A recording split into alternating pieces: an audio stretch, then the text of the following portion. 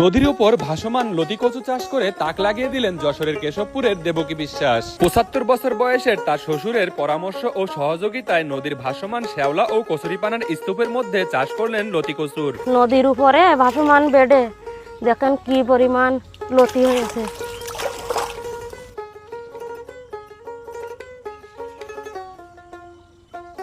কচুরিপানা আছে, এইভাবে দিয়ে আমরা এই ভাসমান বেড তৈরি করি।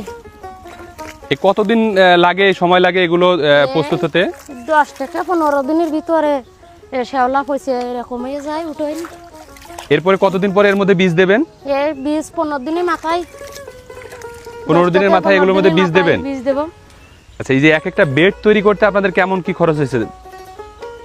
এতে জোন তো 5টা গেছে, আর বাসটা দিয়ে ওই 1000-3 টাকা নেট টেট দিয়ে। এক একটা বেড 1000-3 টাকা খরচ হয়। হ্যাঁ। এটা কত বছর স্থায়িত্ব থাকে? এই বছর কানে থাকে। বছর খানেক থাকে। হ্যাঁ। এই বছর খানেকের মধ্যে কয়টা ফসল করতে পারেন? তা 4-5 বার করা যায়। লাল 4-5 বার, 4টা-5টা ফসল অনায়াসে করা যায়। হ্যাঁ। করছেন? লাল শাক দেবো, সবুজ শাক দেবো। প্রথমে লাল শাক দেবেন, তারপরে সবুজ শাক, হ্যাঁ। তারপরে কি দেবেন? তারপরে বেগুন, হইল মরিচ, সর্বশেষে দেবেন কচু। তারপর সর্বশেষে হইলো এই কচু গাছ। এই কয়দিন পর পর আপনারা তোলেন এগুলো? 2-3 দিন পর পরই তোলাই, সপ্তাহে 2-3 দিন। এই বিক্রি করেন কোথায়? কালীতলা মোড় আছে, মোড়ে পাড়াগার মানুষে কিনে নেই। এগুলো নিয়ে তো বসে থাকা লাগে না? না, যার সাথে বিক্রি হয়ে যায়। আচ্ছা, এইগুলো বিক্রি করে কি আপনাদের সংসার চলে? হ্যাঁ চলে, খাওয়াটা চাহিদা, সংসারের চাহিদাও মিটে যায়। আচ্ছা, এগুলোতে কোনো তো সার পানি আপনারা কিছুই ব্যবহার করেন না? না, না, এতে এই যে শেলা পয়সা জৈব সার হয়েছে, সেই জৈব সারের উপরে আপনারা এই কচু গাছ লাগাইছেন।